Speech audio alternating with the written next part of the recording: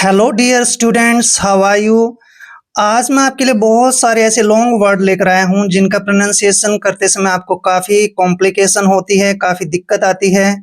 तो आज हम इस वीडियो में सीखने वाले हैं कि जितने भी लॉन्ग वर्ड्स होते हैं उनका प्रोनाउंसिएशन हमने कैसे करना है और साथ में हम हिंदी मीनिंग निकालना भी सीखेंगे। तो चलिए सर्वप्रथम लेते हैं भोलेनाथ का नाम और तत्पश्चात करते हैं शुरू। आज का हमारा टॉपिक है दोस्तों हाउ टू लर्न इंग्लिश, यानी कि इंग्लिश को हमने कैसे पढ़ना सीखना है। जैसे यहाँ पर है काफ़ी लॉन्ग वर्ड है EXTRAORDINARY, इसको काफ़ी दिक्कत आती है पढ़ने में। तो यहाँ पर दोस्तों हम तोड़ के पढ़ेंगे, जैसे यहाँ से यहाँ तक पढ़ते हैं। पहले ई का उच्चारण हमने ए करना है दोस्तों, और एक्स का उच्चारण आधा कै और से करते हैं, और टी का उच्चारण हमने टे करना है, और आर को रे लिखते हैं और ए को आ की मात्रा पढ़ते हैं। एक्स्ट्रा, क्या पढ़ेंगे इसको? एक्स्ट्रा।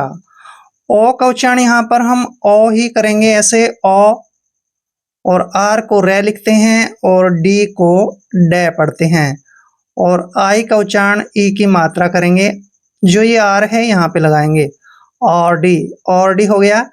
एन को न लिखते हैं और ए को ए की मात्रा पढ़ते हैं। आर का उच्चारण रे करेंगे और वाई को ई की मात्रा पढ़ेंगे। ऑर्डिनरी, देखिए extra ordinary.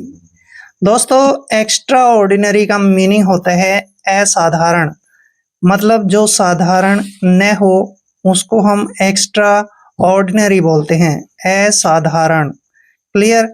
Next word most important word है FUNCTIONARY,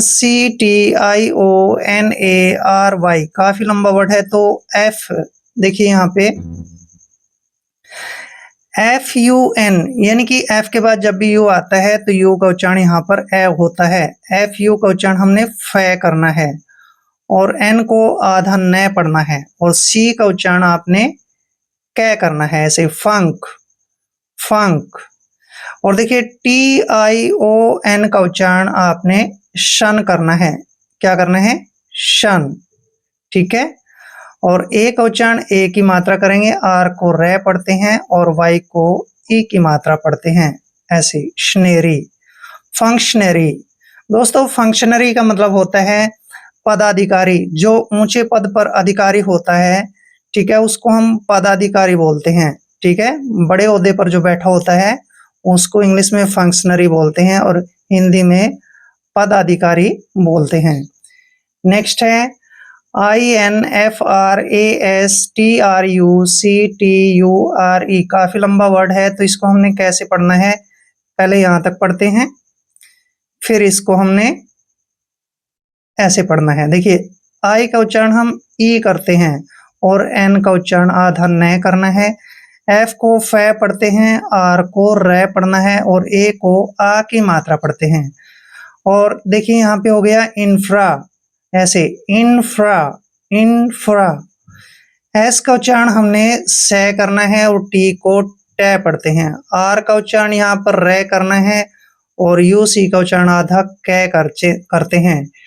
TURE का उच्चारण हमने चर करना है, स्ट्रक्चर, इंफ्रास्ट्रक्चर, ठीक है ना, इंफ्रास्ट्रक्चर। दोस्तों इंफ्रास्ट्रक्चर का मतलब होता है आधारभूत संरचना। इसका मतलब होता है जैसे हम मकान बनाते हैं तो सबसे पहले क्या करते हैं? नींव भरते हैं। तो जो हम नींव भरते हैं, नींव बनाते हैं, उसको हम बोलते हैं इंफ्रास्ट्रक्चर। ठीक है, तो ये ध्यान रखना है, इसका हिंदी मीनिंग होता है आधारभूत संरचना। नेक्स्ट वर्ड देखिए मोस्ट इंपोर्टेंट वर्ड है MANUFACTURE, काफी लंबा वर्ड है, तो दिक्कत वाली कोई बात नहीं, इसको ऐसे पढ़ते हैं। एम का उच्चारण हमने मैं करना है और ए को ए की मात्रा पढ़ते हैं। एन का उच्चारण हमने न करना है, यू को ऊ की मात्रा पढ़ते हैं, ऐसे हो जाएगा मैनू, मैनू। एफ का उच्चारण फे करते हैं, ए को ए की मात्रा पढ़ना है। सी का उच्चारण आधा कै करेंगे, और TURE को चर पढ़ना है, फैक्चर, ऐसे मैन्युफैक्चर। दोस्तों मैन्युफैक्चर का मतलब होता है किसी चीज को बनाना, यानी किसी चीज का उत्पादन करना। ठीक है, किसी चीज का निर्माण करना, उसको हम मैन्युफैक्चर बोलते हैं। Next word most important word है DISAPPOINTMENT। काफी लंबा वर्ड है तो इसको आपने ऐसे पढ़ना है। डी का उच्चारण हमने डे करना है, आई को ई की मात्रा पढ़ते हैं, एस का उच्चारण शे करते हैं। This, this. अब देखिए यहां तक पढ़ेंगे इसको। फिर ए का उच्चारण हमने ए करना है, डबल पी का उच्चारण पे करते हैं, और ओ का उच्चारण हमने ओ की मात्रा करना है, और आई को हमने ई पढ़ना है, एन को आधा न और टी को टे पढ़ते हैं। अपॉइंट, देखिए अपॉइंट। अब इसको पढ़ते हैं, एम का उच्चारण मैं करते हैं, ई को ए की मात्रा और एन को आधा न पढ़ना है, टी को टे पढ़ते हैं। मेंट, डिस अपॉइंटमेंट, डिसअपॉइंटमेंट। दोस्तों डिसअपॉइंटमेंट मीन्स होता है निराशा। जब हम निराश हो जाते हैं तो उसको हम बोलते हैं डिसअपॉइंटमेंट, मीन्स निराशा। क्लियर। नेक्स्ट वर्ड देखिए RESIDENCY। आर का उच्चारण हमने रे करना है, ई को ए की मात्रा पढ़ते हैं। जब भी एस से पहले ई आता है और ठीक एस के बाद आई आता है तो एस का उच्चारण आपने जय करना है, और आई को ई की मात्रा पढ़ते हैं। रेजी, आपने रेसी नहीं पढ़ना है, रेजी पढ़ना है, रेजी। डी का उच्चारण डे करते हैं, ई को ए की मात्रा पढ़ना है, एन का उच्चारण आधा न और सी को से पढ़ते हैं, वाई को ई की मात्रा पढ़ते हैं। डेंसी, residency, residency.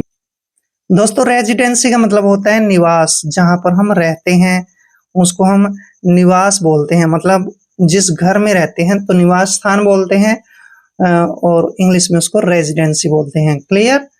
Next word most important word है, नेक्स्ट है ACKNOWLEDGEMENT। काफी लंबा वर्ड है, दिक्कत वाली कोई बात नहीं।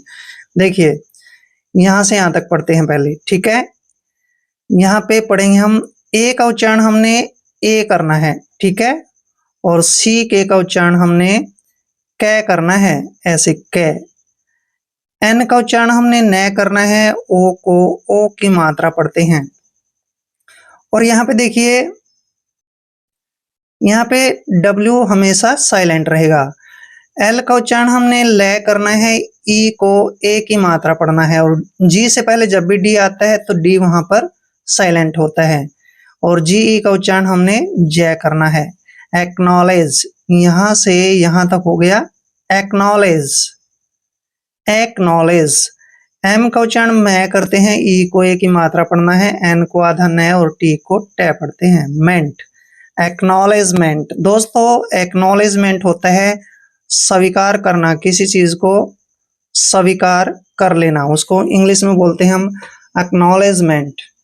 नेक्स्ट वर्ड है DEMONSTRATIVE। दोस्तों यहाँ पे सबसे पहले इसको यहाँ तक पढ़ते हैं। डी का उच्चारण हमने डे करना है, ई को ए की मात्रा पढ़ते हैं, एम ओ का उच्चारण मैं और एन को न पढ़ते हैं, डेमन, ऐसे हो गया डेमन। एस का उच्चारण शे करते हैं, टी को टे पढ़ना है, आर को रे पढ़ते हैं, और ए को ए की मात्रा, टी का उच्चारण टे करना है, आई को ई की मात्रा पढ़ते हैं, वी का उच्चारण वे करना है।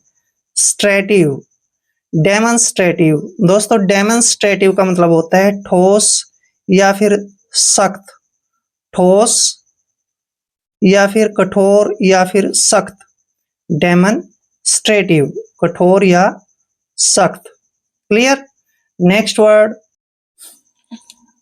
REPRODUCTIV। काफी लंबा वर्ड है तो इसको पहले तोड़ते हैं, ऐसे 3 हिस्सों में तोड़ लेंगे। आर का उच्चारण रे करना है, ई को ई की मात्रा पढ़ते हैं, री, क्या हो गया री। पी का उच्चारण पे करना है, आर को रे पढ़ते हैं, ओ को ओ की मात्रा पढ़ते हैं, यानी कि प्रो, रिप्रो। डी यू का उच्चारण दोस्तों डे करना है, और सी को आधा कै पढ़ते हैं, और टी का उच्चारण टे करना है, आई को ई की मात्रा पढ़ते हैं, वी का उच्चारण वह करना है। डक्टिव, रिप्रोडक्टिव। रिप्रोडक्टिव मीन्स होता है दोस्तों प्रजनन, जैसे जैसे इंसान है अपने बच्चे पैदा करते हैं, ठीक है, तो उसको हम रिप्रोडक्टिव बोलते हैं उस क्रिया को, ठीक है, प्रजनन करना। नेक्स्ट है TRANSFORMATION,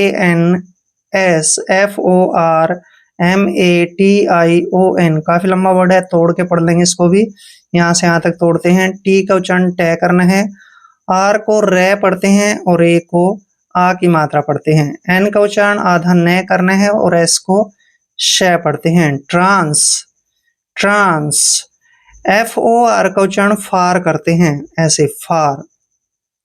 और एम को हमने मैं पढ़ना है, ए को ए की मात्रा। TION का उच्चारण शन करते हैं। Mason, transformation. दोस्तों ट्रांसफॉर्मेशन का मतलब होता है बदलाव या फिर परिवर्तन। ट्रांसफॉर्मेशन, बदलाव या फिर परिवर्तन। क्लियर।